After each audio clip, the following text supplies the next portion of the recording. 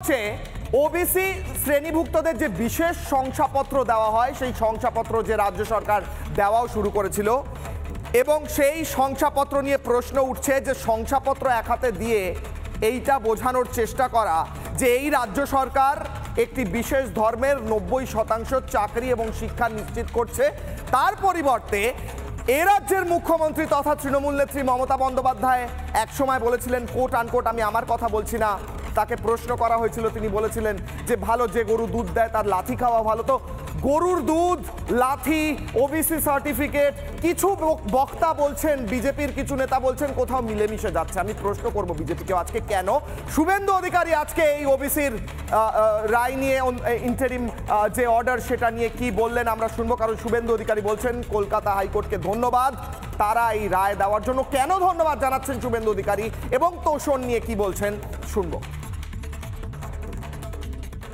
আজকে একটা ঐতিহাসিক রায় হয়েছে ওবিসি সংরক্ষণ নিয়ে। মমতা ব্যানার্জির সরকার হিন্দু ওবিসিদেরকে বঞ্চিত করে রিজার্ভেশন দিতে গেছিল, হাইকোর্ট আজকে স্টে লাগিয়েছে, আমি এটাকে ওয়েলকাম করছি। বিচারপতি রাজশেখর মান্থা আজকে কোর্ট রুমে রাজ্যকে প্রশ্ন করেছেন, তার ভাষায় বলছি, আপনারা 2012 সালের ওবিসি আইন অনুযায়ী অর্ধেক কাজ করেছেন, তারপর আবার 1993 সালের আইনে ফেরত গেছেন, এটা কেন? আপনারা কেন 2012 সালের আইনে সংশোধনী আনলেন না, প্রশ্ন করছেন বিচারপতি। এইভাবে আতখ্যাচড়া এই আইন ওই আইন থেকে নিয়ে কাজ করা কিংবা দ্রুত একটা সার্ভে করে চেষ্টা করা, দ্রুত সার্ভের মাধ্যমে সার্টিফিকেটগুলো আগে দিয়ে ফেলি, কেন? কেন 90% মানুষ একটি ধর্মের, তাদেরকে দ্রুত কিছু সার্টিফিকেট দিয়ে ফেলে কোন তোষণটা করতে চাইছেন রাজ্যের মুখ্যমন্ত্রী মমতা বন্দ্যোপাধ্যায়? প্রশ্ন করছেন রাজ্যের মানুষ, এই বাংলায় ওবিসি সার্টিফিকেট পেলে সুবিধাটা কি? এবার দর্শকদের বোঝাই একদম সহজ সরল ভাষায়, এই বাংলায় মমতা বন্দ্যোপাধ্যায় যে বিজ্ঞপ্তিটা স্ক্র্যাপ করে দেওয়া হয়েছে হাইকোর্টের তরফে, সেখানে ছিলটা কি? বাংলায় সরকারি চাকরিতে 17% সংরক্ষণ দেওয়া হয়েছিল ওবিসি সার্টিফিকেট যারা রয়েছে, অর্থাৎ ওবিসি যারা, তাদের জন্য, অন্যান্য পিছিয়ে পড়া সম্প্রদায়। বাংলায় ওবিসি তালিকাভুক্ত করা হয়েছে 140টি সম্প্রদায়কে। এই 140টি সম্প্রদায়কে দুভাগে ভাগ করা হয়েছে, ওবিসি এ এবং ওবিসি বি। ওবিসি এ বিভাগে 49টি শ্রেণী করা হয়েছে আর ওবিসি বি বিভাগে 91টি শ্রেণী করা হয়েছে। বিরোধীরা অভিযোগ করছেন এই 140টি শ্রেণী যে ভাগ করা হয়েছে তার মধ্যে বেশিরভাগ ক্ষেত্রে, 90% ক্ষেত্রে মুসলিম ধর্মাবলম্বীদের জন্য ওবিসি সার্টিফিকেট দেওয়া হচ্ছে। মজাটা হচ্ছে এখানে, আমি আজকে আমার দর্শকদের, আজকে আমার অতিথিদেরও জিজ্ঞেস করব যে মুসলিম ধর্মাবলম্বীদের ক্ষেত্রে, আমি একদম ফ্যাকচুয়ালি বলছি, তাদের যেটা ফ্যাক্ট, যেটা বাস্তব, তাদের ধর্মের ক্ষেত্রে যেহেতু কাস্ট হয় না, সেই কাস্ট না থাকার কারণে তাদের SC ST সার্টিফিকেট দেওয়া যায় না।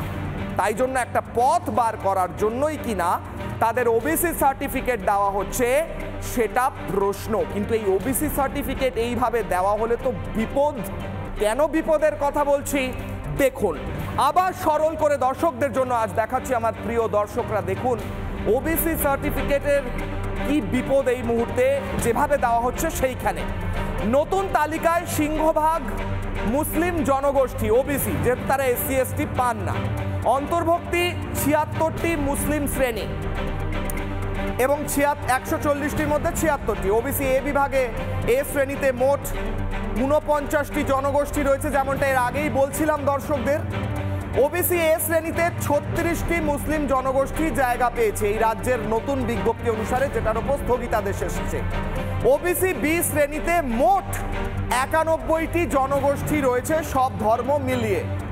সেই 91টির মধ্যে 44টি মুসলিম জনগোষ্ঠী রয়েছে। অনেকে বলছেন এই ওবিসি বিতে এই মুসলিম জনগোষ্ঠীরা থাকারই কথা নয়, কারণ ওবিসি এতে সিংহভাগ তাদের জায়গা দেওয়া হয়েছে। বিজেপির বক্তব্য 140টি জনগোষ্ঠীর মধ্যে 80টি মুসলিম রয়েছে, যেটা আমি বললাম, টোটাল 140টির মধ্যে 80টি। এবং 17% সংরক্ষণে প্রশ্ন থাকছে, যেখানে চাকরিতে 17% কিংবা এডুকেশনে 17% সংরক্ষণ, সেখানে অমুসলিমদের জায়গাটা কোথায়? নানা ধরনের কন্টেন্ট দেখার জন্য লাইক করুন, শেয়ার করুন আমাদের ফেসবুক পেজ, সাবস্ক্রাইব করুন আমাদের ইউটিউব চ্যানেল। পাশাপাশি অন্যান্য ব্রেকিং নিউজের জন্য অবশ্যই চোখ রাখুন রিপাবলিক বাংলায়।